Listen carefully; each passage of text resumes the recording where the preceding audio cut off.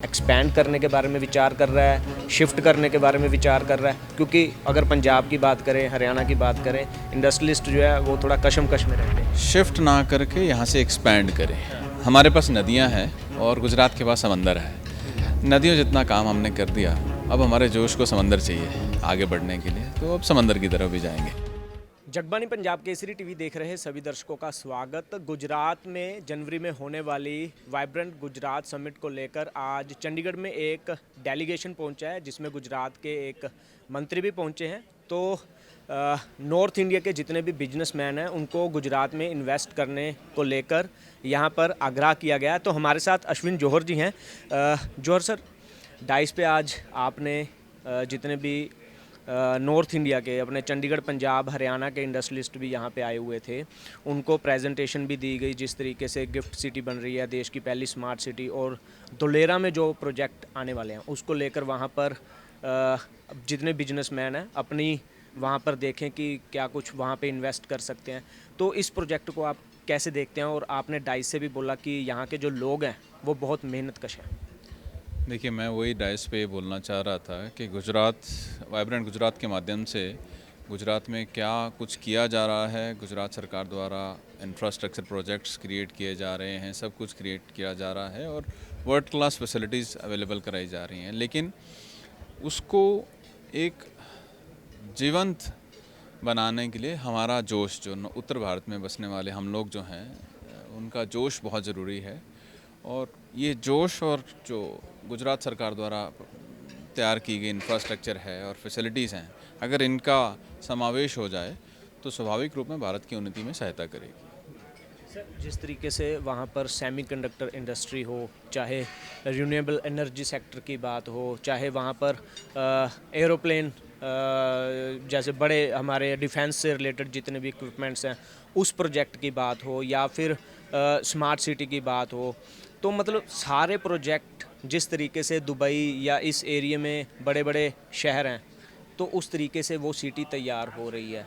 तो आपने यहाँ पर एक चीज़ और बोली डाई से कि हमारे यहाँ के लोगों को ऑक्सीजन, मतलब किस तरीके की ऑक्सीजन चाहिए यहाँ के उद्योगपति? नहीं, मेरा वो कहने का भाव ये था कि हमारे क्षेत्र के लोगों में जोश और जज्बा इतना है कि अगर मात्र ऑक्सीजन भी मिले, फैसिलिटीज़ ना भी हो, तो भी हम कहानी को खींच देंगे। तो गुजरात में तो बहुत सारी फैसिलिटीज़ हो रही हैं, तो हमारे पास हम मेहनतकश लोग हैं और स्वाभाविक रूप में हम लोग वहाँ पे जाके, या हमारे जो उद्योगपति जो वहाँ पे रुचि ले रहे हैं, जाके जो करेंगे तो अच्छा करेंगे। इतना ही मेरी अपेक्षा थी। और मैंने एक और चीज़ बोली कि यहाँ से शिफ्ट ना करके यहाँ से एक्सपैंड करें। तो मतलब हमने यहाँ पे देखा बहुत सारे रियल स्टेट से रिलेटेड भी लोग आपको मिल रहे हैं, अलग अलग इंडस्ट्रियलिस्ट यहाँ पर आए हुए हैं। किस तरीके की बातें वो कर रहे हैं कि कैसा प्रोजेक्ट, आप बहुत से ऑफिसर्स जो हैं जो रिलेटेड डोलेरा प्रोजेक्ट से संबंधित यहाँ पर जो आया डेलीगेशन, उनको मिलवा भी रहे हैं, कैसी क्वेरीज है?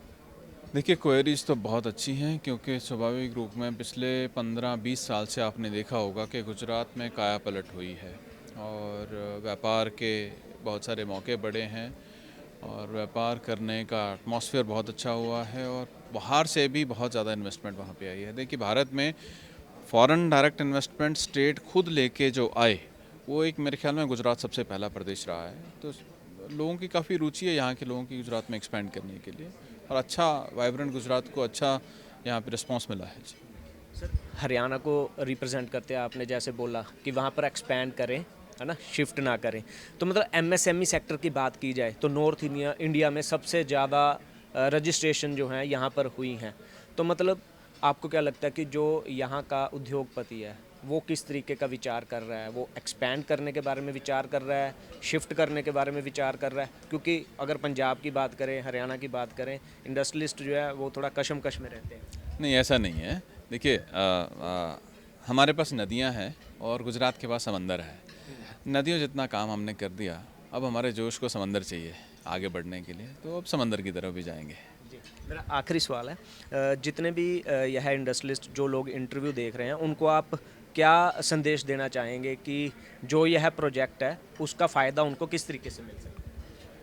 देखिए, प्रत्येक व्यक्ति अपने संसाधनों के हिसाब से, अपनी ऊर्जा के हिसाब से निर्णय लेता है और आगे एक उद्योग को आगे बढ़ने के लिए लैंड मास और सी शोर, ये दोनों चीज़ें चाहिए होती हैं और गुजरात दोनों चीज़ें प्रोवाइड कर रहा है।